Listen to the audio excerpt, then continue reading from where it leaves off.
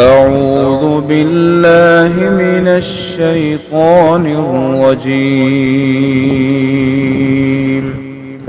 بسم الله الرحمن الرحيم. السلام علیکم ورحمۃ اللہ وبرکاتہ۔ سورہ فاطر آیت نمبر 1 to 3۔ ان الحمد للہ والصلاة والسلام علی رسول اللہ اما بعد۔ اعوذ باللہ السمیع العلیم من الشیطان الرجیم من ہمزہ ونفخہ ونفثہ۔ بسم اللہ الرحمن الرحیم۔ الحمد للہ فاطر السماوات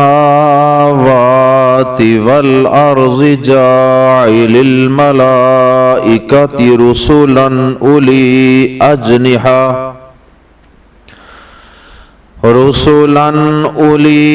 اجنحۃ مثنی وثلاث ورباع یزید فی الخلق ما یشاء ان اللہ علی کل شیء قدیر۔ ما یفتح اللہ للناس من رحمت فلا ممسک لها وما یمسک فلا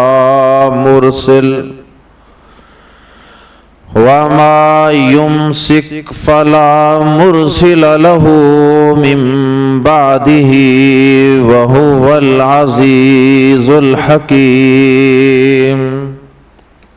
يا أيها الناس اذكروا نعمة الله عليكم هل من خالق غير الله يرزقكم من السماء والأرض لا إله إلا هو فأنا تؤفكون۔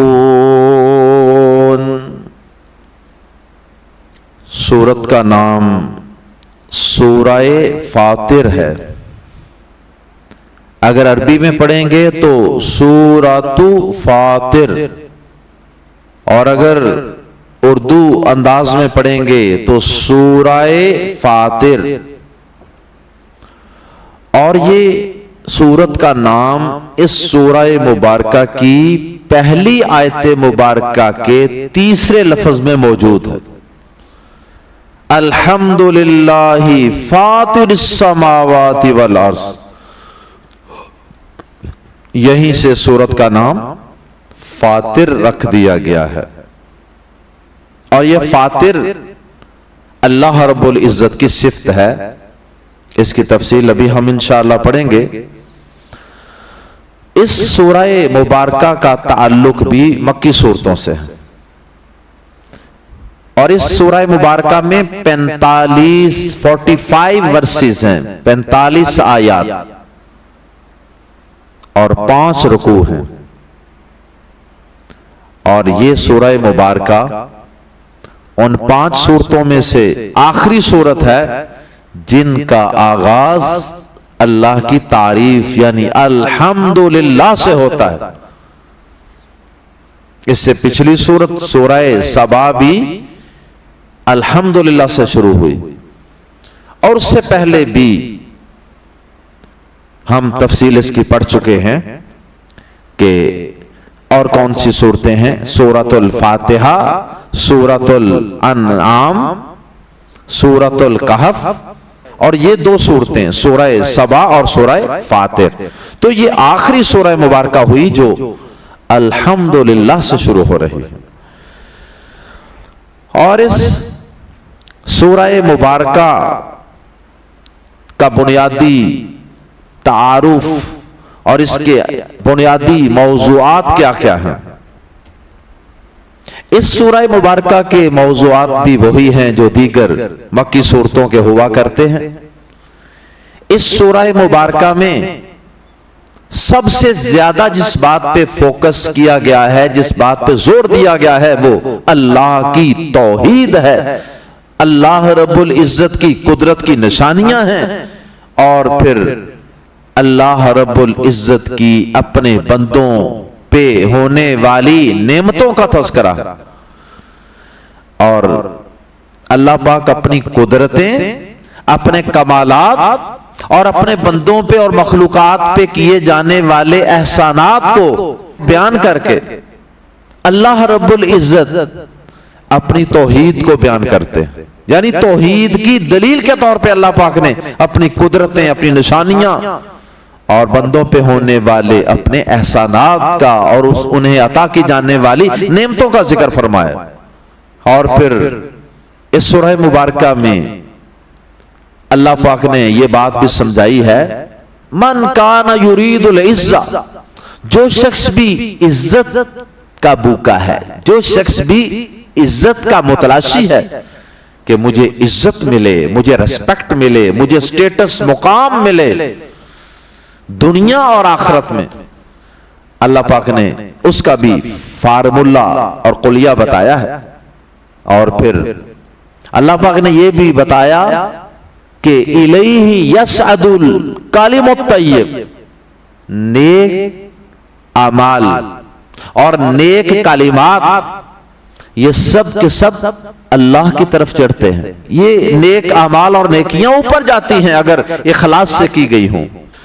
اور پھر آیات زیر تفسیر میں اللہ پاک نے مومنوں کافر کے متعلق بتایا کہ جس طرح دن رات اور دھوپ اور اندھیرا اور اس طرح کی دیگر کئی چیزوں کا اللہ پاک نے ذکر کر کے فرمایا کہ جس طرح یہ ساری چیزیں متضاد ہیں، الٹ ہیں، یہ برابر نہیں ہو سکتی، ایسے ہی مومن اور کافر یہ بھی برابر نہیں ہو سکتے، مشرک اور موحد برابر نہیں ہو سکتے. اور پھر اللہ پاک نے ایک بڑی اہم بات اس سورہ مبارکہ میں جو بیان فرمائی ہے وہ یہ ہے کہ انسان کی عذر اور بہانہ اور ایکسکیوز ختم ہونے کی ایک عمر ہے. اللہ پاک نے بتایا ہے کہ جب انسان اس عمر کو پہنچ جاتا نا تو پھر اس کے بعد اس کے پاس کوئی عذر نہیں رہ جاتا. اگر وہ پھر بھی اپنے رب کو نہیں پہچانتا، قرآن کو نہیں سیکھتا، پڑھتا، سمجھتا، عمل کرتا، آخرت کی تیاری نہیں کرتا، تو اس عمر کو پہنچ کے بھی نہیں سدھرا، حالانکہ وہ تو ایسی عمر ہے کہ انسان میچور ہو جاتا ہے، سمجھدار ہو جاتا ہے، تو پھر قیامت کے دن اس کے پاس اب کوئی جواز نہیں ہے.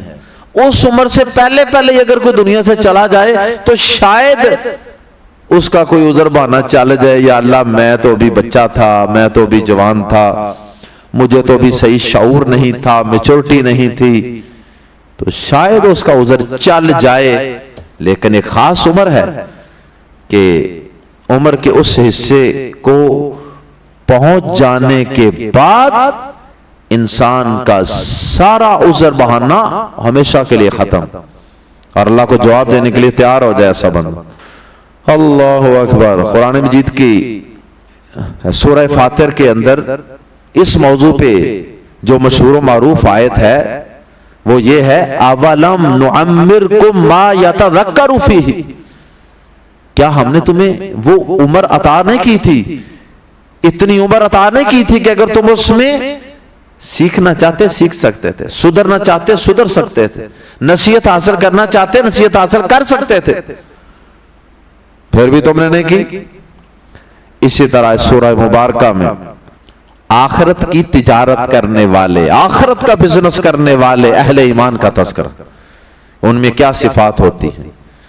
دنیا کے تجار اور بزنس مین تو آپ نے بہت سے دیکھے ہوں گے، جو دنیا کے تھوڑے تھوڑے پروفٹ، تھوڑے تھوڑے نفع فائدے کے لیے بہت محنت کرتے ہیں، دن رات ایک کرتے ہیں، کاروبار، بزنس، محنت، پلاننگیں.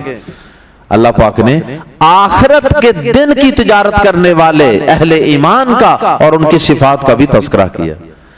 پھر اللہ پاک نے اس سورہ مبارکہ میں یہ بھی بتایا ہے کہ مشرکو، تمہارے بنائے ہوئے معبود کسی چیز کے، کسی اختیار کے مالک نہیں، کوئی اختیار نہیں رکھتے. بلکہ اللہ پاک نے یہ بھی بتا دیا، یا ایھا الناس انتم الفقراء الی اللہ، اے لوگو تم سب کے سب، امیر ہو غریب، چھوٹے ہو بڑے ہو، مرد ہو عورت ہو، نیک ہو بد ہو، مشرک ہو موحد ہو، سب کے سب لوگ اللہ کے در کے سوالی، منگتے، فقیر اور محتاج. یہ تھے چند بنیادی موضوعات اور چند مشہور آیات جو اس سورہ مبارکہ میں بیان کی گئی ہیں. اب آئیے پڑھتے ہیں ابتدائی 3 آیات کی تفسیر.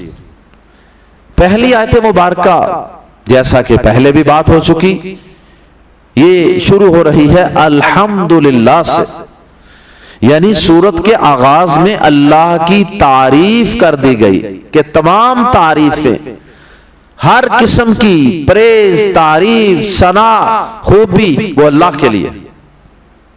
کیوں؟ ساری سورت میں اس کے دلائل ہی ہیں.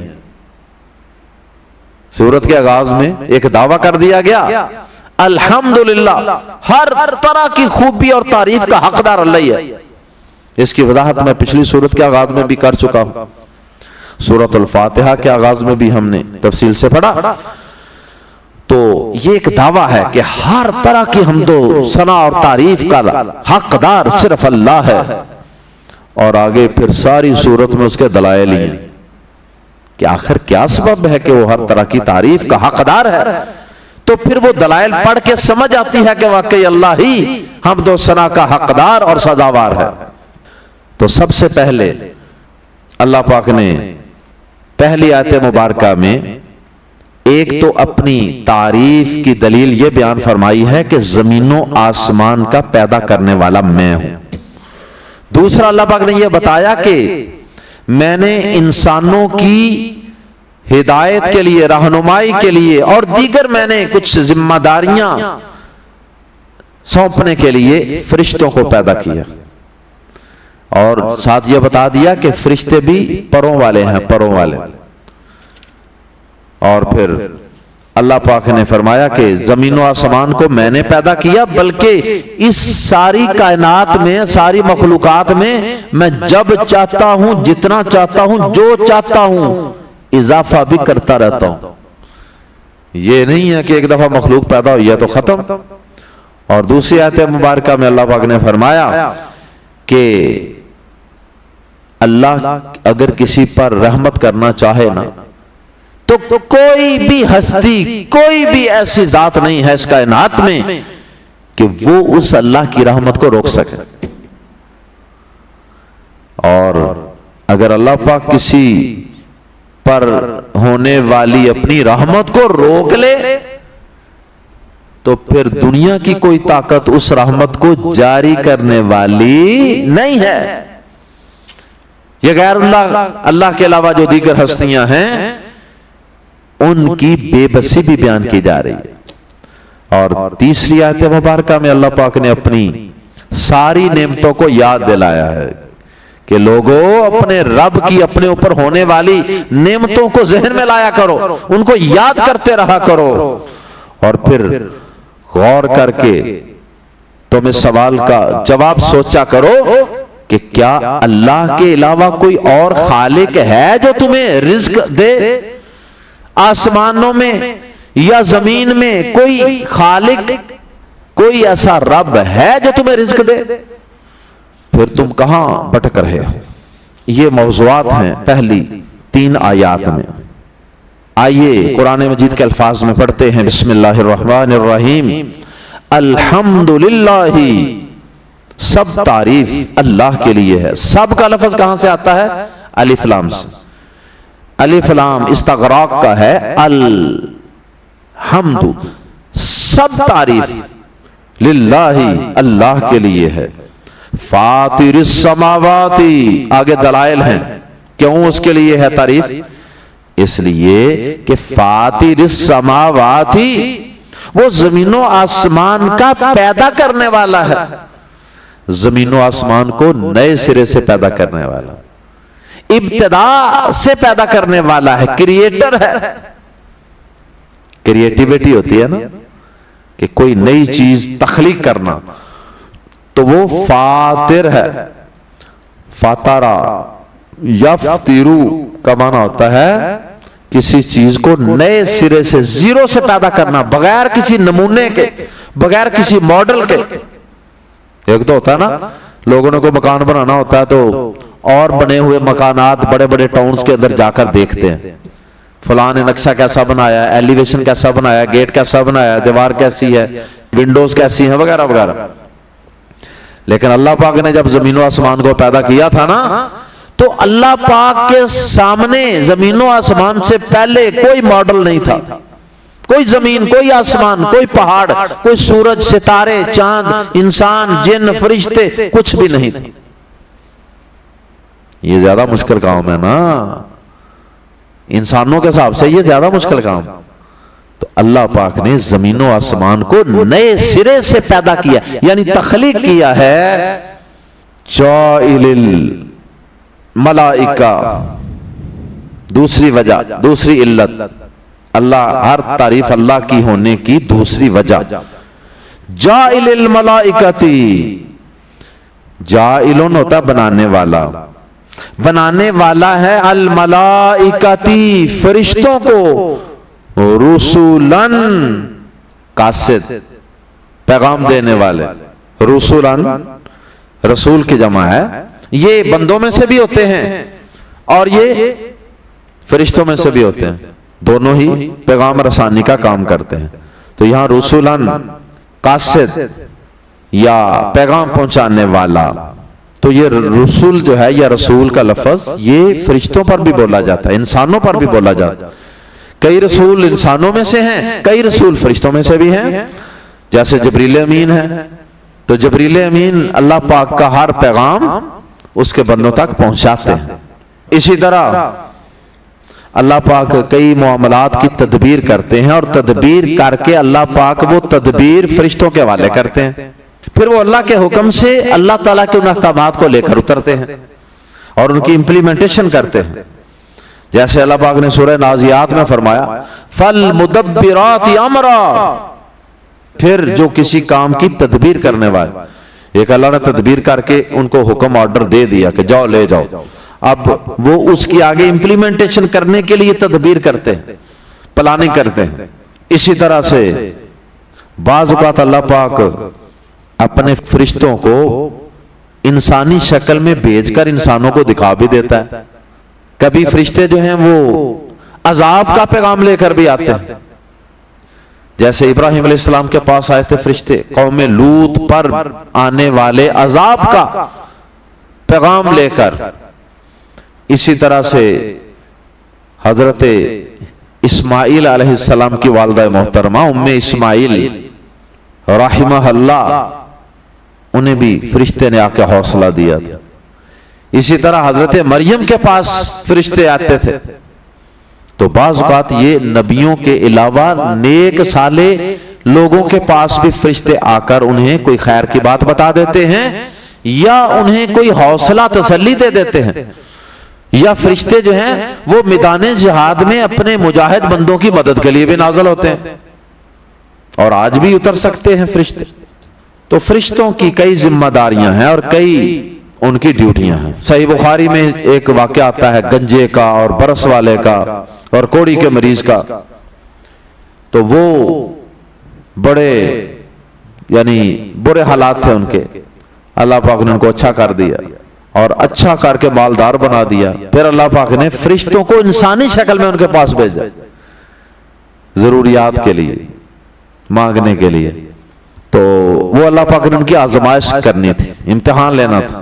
تو انہوں نے سب سے پہلے تو یہ کہا کہ بھائی کون سا گنجا آدمی، کس کی بات کر رہے ہو آپ؟ انہوں نے کہا نا کہ یاد ہے آپ کو ایک وقت تھا آپ گنجے تھے اور یہ تھا اور آپ کو برس کی بیماری تھی، آپ کوڑی کے مریض تھے، جو بھی تھا. باری باری تینوں کے پاس گئے، ان کو جا کر ان کا ماضی یاد دلایا کہ یار وہ وقت یاد کرو ذرا. تو آج اللہ نے تمہیں نواز دیا تو ہمیں بھی کچھ دے دو. تو چاہیے تو یہ تھا نا وہ کہتا کہ ہاں بھائی واقعی میرے رب کا مجھ پہ فضل ہوا، میرے رب نے واقعی میرے اوپر بڑا کرم کیا یار، میں تو اس لائق ہی نہیں تھا. تو یہ کہنے کے بجائے اس نے کہا کیڑا گنجا بھائی کتنی گل کر رہے ہیں، تیرا دماغ تو ٹھیک ہے. یعنی سرے سے ماننے سے انکار کر دیا کہ مجھ پہ کبھی اس طرح کا وقت بھی گزرا. انسان کو اپنے ماضی کو کبھی فراموش نہیں کرنا چاہیے اور انسان کو عاجز رہنا چاہیے. اللہ پاک کی جتنی مرضی نعمتیں انسان کو مل جائیں. پیارے نبی صلی اللہ علیہ وسلم کے پاس جیسا کہ صحیح بخاری میں حدیث موجود ہے کہ آپ کے پاس جب آپ طائف گئے تھے تبلیغ کے لیے تو وہاں پہ آپ کے پاس فرشتے آئے، انہوں نے بہت بدسلوکی کی تھی. تو آپ بہت غم زدہ تھے، پریشان تھے، دل ٹوٹا ہوا، جسم سے خون بہہ رہا. تو آپ فرماتے ہیں پیارے نبی صلی اللہ علیہ وسلم کہ میں نے آسمان کی طرف نظر اٹھائی تو میں نے ایک بدلی تھی میرے اوپر، اس کے اندر جبریل امین کو دیکھا. اللہ اکبر.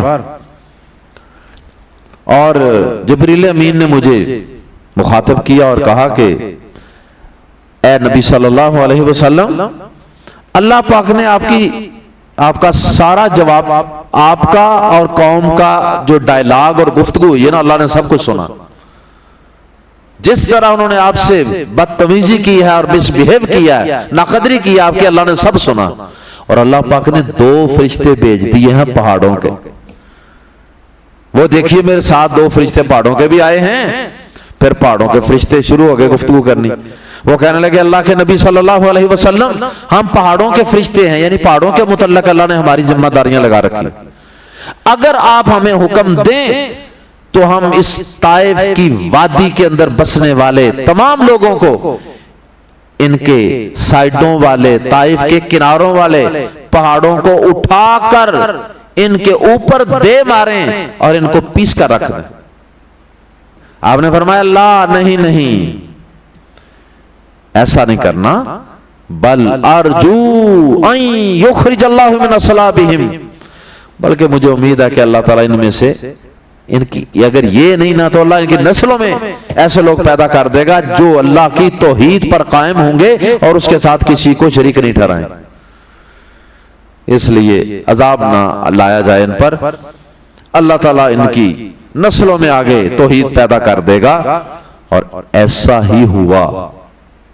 آج طائف میں جا کر دیکھ لیں، ہر طرف اللہ اکبر اللہ اکبر، اشہد ان لا الہ الا اللہ، اشہد ان محمد رسول اللہ صلی اللہ علیہ وسلم.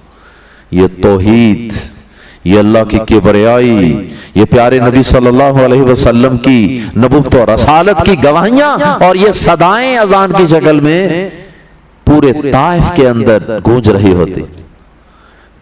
تو خیر فرشتوں کی بات ہو رہی تھی کہ یہ مختلف شکلوں میں اور مختلف انداز سے ڈیوٹیاں ادا کرتے ہیں. اللہ پاک نے ان قاصدوں کا جو اللہ کا پیغام لے کر کبھی پہاڑوں کے پاس جاتے ہیں، کبھی انسانوں کے پاس، کبھی کسی کے پاس، کبھی نبیوں کے پاس، کبھی اللہ کے کسی نیک بندے کے دل میں جا کر بات ڈالتے ہیں. تو یہ بھی اللہ کی قدرت کی ایک بہت بڑی نشانی ہے. جائل الملائکتی، بنانے والا ہے فرشتوں کو رسولن، قاصد، پیغام رسائی کرنے والے، اولی والے. وہ فرشتے کیسے ہیں؟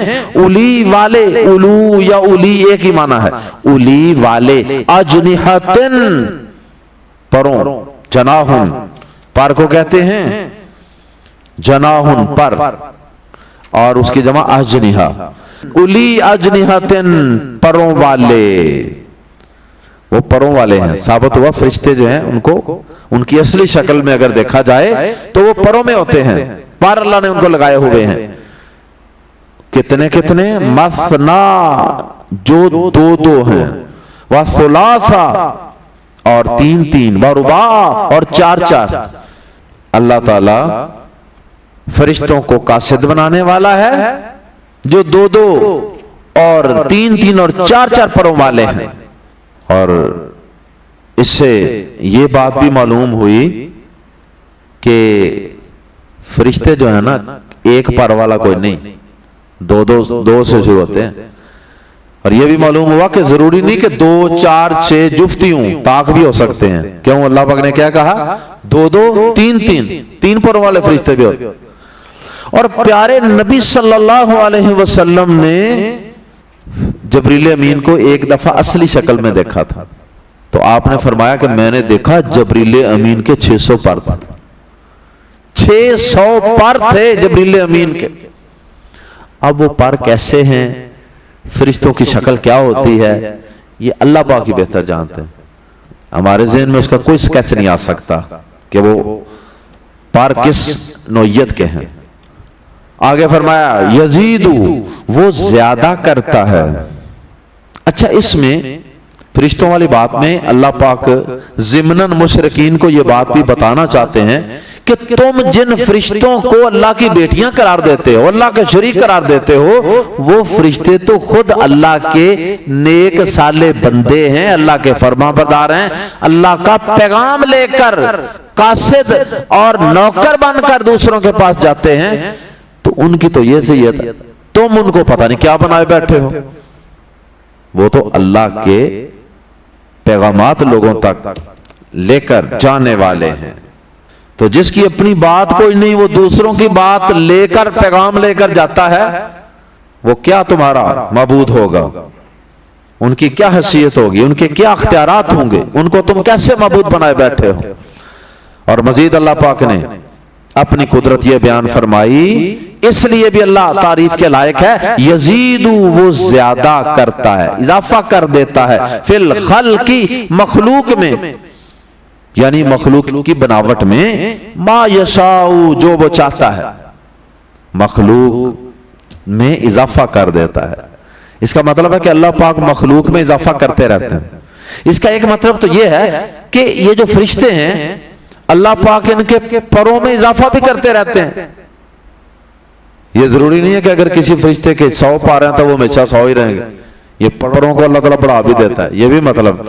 اور یہ بھی مطلب ہے کہ اس سے مراد ساری مخلوقات ہیں، صرف فرشتوں کی بات نہیں ہو رہی، باقی مخلوقات میں بھی اللہ تعالیٰ جتنا چاہے اضافہ کرتا رہتا ہے۔ اور اس کا یہ مطلب بھی ہے کہ اللہ تعالیٰ نئی نئی مخلوقات پیدا کرتا رہتا ہے اور پیدا کرتا رہے گا۔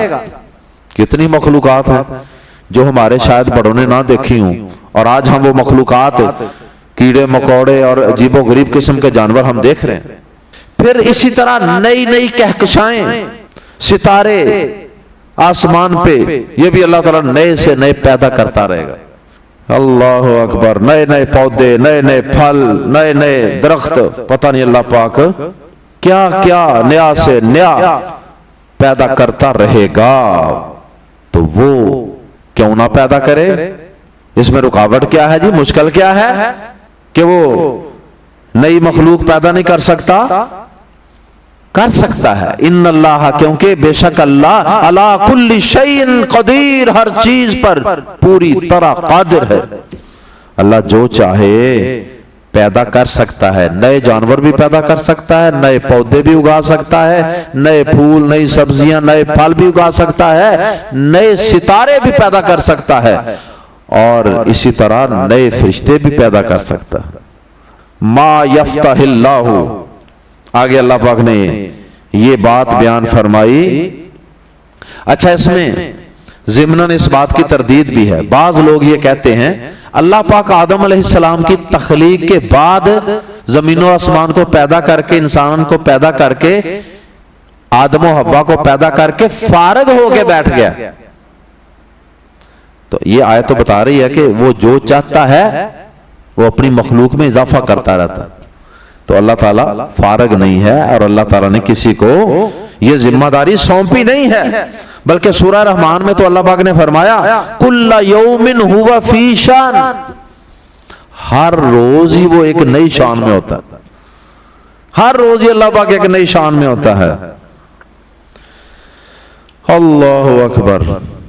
دوسری آیت میں فرمایا کہ تمہارے معبود جنہیں تم رب کے شریک بنائے بیٹھے ہو وہ تو اتنے بے بس ہیں کہ وہ اگر اللہ پاک کسی پر رحمت کرنا چاہے وہ رحمت کو روک نہیں سکتے، اگر اللہ تعالیٰ کسی پر اپنی رحمت کو نہ کرنا چاہے تو یہ زبردستی اللہ سے رحمت چھین کر اسے دلوا نہیں سکتے۔ ہمارے ہاں تو لوگوں نے بڑی باتیں گاڑ لی ہیں نا مسلمان ہو کر، کہ جی فلاں بزرگوں نے یہ کر دیا، فلاں نے یہ کر دیا، نعوذ باللہ اللہ پاک سے آگے بڑھ کر یہ کام زبردستی کروا لیا۔ ایسا ہرگز نہیں ہے۔ فرمایا ما نہیں، یفتح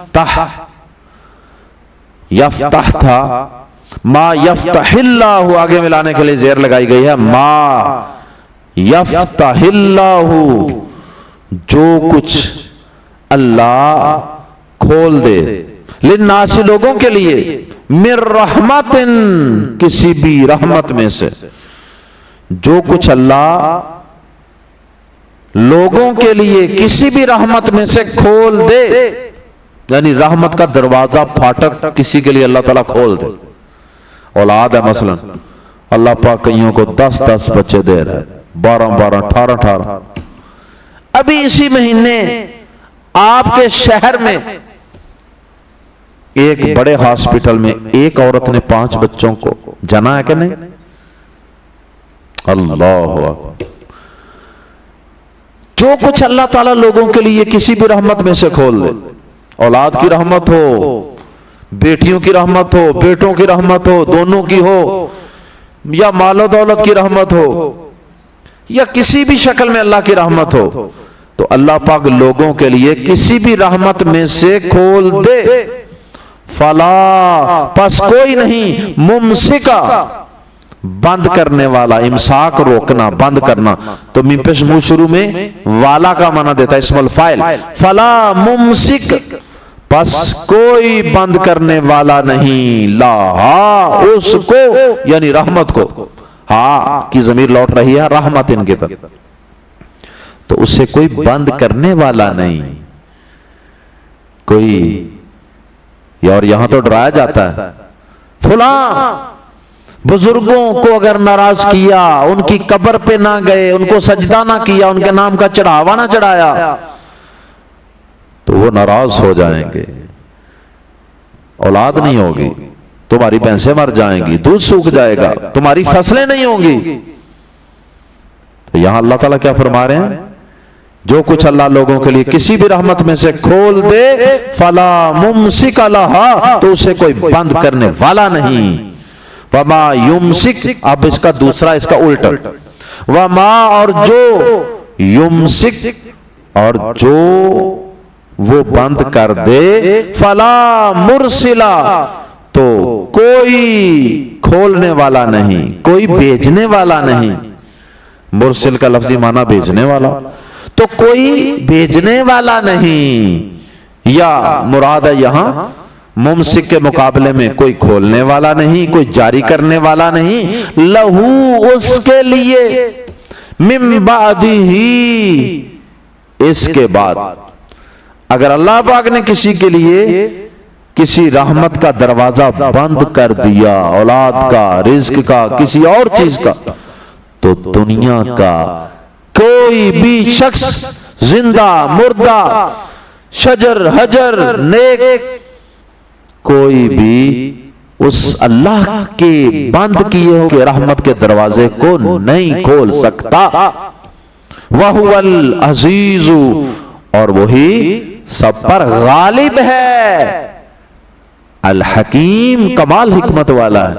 کوئی اور تو اللہ پر غالب ہی نہیں ہے کہ وہ اللہ سے زبردستی کر لے، اللہ غالب ہے ہر ایک پر، آرڈر اللہ کا چلتا ہے، فیصلہ اللہ کا چلتا ہے، رحمت کسی کو دینی ہے کہ کسی کی رحمت روکنی۔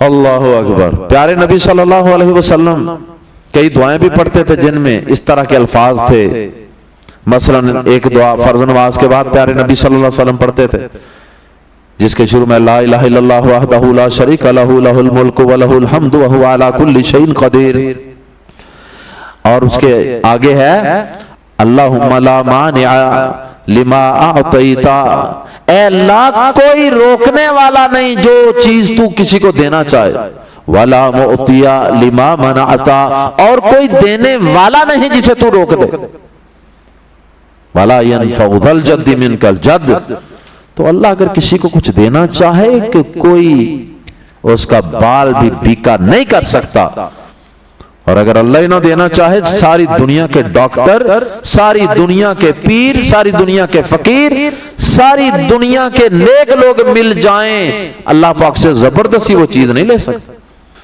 اور آخری آیت مبارکہ یا ایھا الناس، غور و فکر کی دعوت دی گئی ہے آخری، اور آخری آیت مبارکہ میں غور و فکر کی دعوت دی گئی ہے یا ایھا الناس، اے لوگو، اذکرو، یاد کرو نعمت اللہ، اللہ کی نعمت کو، ریممبر دی فیور آف اللہ، علیکم، جو تم پر ہے۔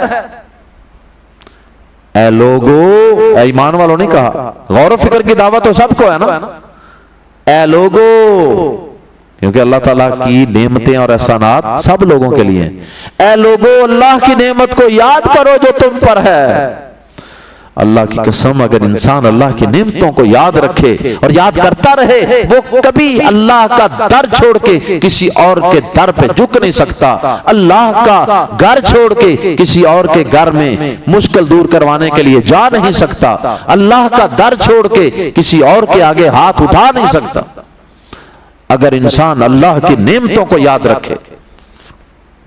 یا ایھا الناس اذکروا، اے لوگو یاد رکھو، یاد کرو اللہ کی نعمت کو، علیکم، جو تم پر ہے، جس کی تعداد ہی انلمیٹڈ ہے، اللہ کی نعمتوں کو ہم گن بھی نہیں سکتے۔ حل، اور یاد رکھنے کے بعد، نعمتوں کو یاد رکھنے کے بعد یہ سوال سوچو اور اپنے آپ سے پوچھو، غور کرو، حل من خالق، کیا کوئی خالق ہے، کیا کوئی معبود ہے غیر اللہ، اللہ کے سوا، حل من خالق غیر اللہ، کیا اللہ کے سوا کوئی پیدا کرنے والا ہے، یرزقکم، جو رزق دیتا ہو تمہیں، من السماء والارض، زمین و آسمان سے۔ سوچو، غور کرو، جب زمین و آسمان میں جتنی بھی رحمتیں نچھاور ہوتی ہیں انسانوں، تمہارے لیے، دیگر مخلوقات کے لیے، وہ سب اللہ ہی کی مرضی سے رحمتیں نازل ہوتی ہیں، اور وہ سب رزق کے خزانے اللہ ہی نازل کرتا ہے اور زمین سے نکالتا ہے۔ تو یہ بتاؤ کہ جب اللہ کے علاوہ کوئی اور خالق نہیں، جب اللہ کے علاوہ کوئی اور رازق، رزق دینے والا نہیں، تو پھر اس بات کو کیوں نہیں مانتے؟ لا الہ الا ہو، کوئی الہ نہیں، کوئی معبود نہیں، کوئی عبادت کے لائق نہیں، الا، مگر ہوا وہی، اس کے سوا کوئی عبادت کے لائق ہی نہیں ہے۔ فاتو، انا، کدھر، کہاں، تؤفکون، تم بہکائے جاتے ہو، فعل مضارع مجہول ہے، کیونکہ انسان خود نہیں بہک رہا، بلکہ اس کا ضمیر اور شیطان اور ابلیس وہ اسے بہکا کر لیے جا رہا ہے، اور اس کا قصور یہ ہے کہ یہ اس کے بہکاوے میں آ جاتا۔ فَأَنَّا تُؤْفَكُونَ، تو کدھر تم بہکائے جاتے ہو، مطلب یہ ہے کہ پھر اللہ کا در چھوڑ کے کدھر جا رہے ہو، غیروں کے در پہ، اللہ کے ساتھ اوروں کو شریک ٹھہرانے کے لیے کدھر جا رہے ہو۔ کیا خوبصورت انداز ہے اللہ پاک کا اپنی توحید سمجھانے کا اور انسان کو راہ راست پہ لانے کا اور اس سے غور و فکر پہ ابھارنے کا۔ اللہ ہم سب کو اپنی نعمتوں کو یاد کرنے اور یاد رکھنے کی توفیق عطا فرمائے، اور اللہ ہم سب کو اپنی رحمتوں کا حقدار بنا دے، اپنی رحمت کے خزانے اللہ ہم سب پہ کھول دے، اور اللہ ہمیں اپنے علاوہ کسی اور کے در پہ جانے کی توفیق عطا نہ فرمائے، اللہ ہم سے ایسی توفیق چھین لے کہ ہم کسی اور کے در پہ جائیں، زندہ رکھے تو اللہ اپنی اسی توحید پہ، اور اللہ موت دے تو اپنی اسی توحید پر ہی موت عطا فرمائے۔ سبحانک اللہم و بحمدک اشہد ان لا الہ الا انت استغفرک و اتوب الیک۔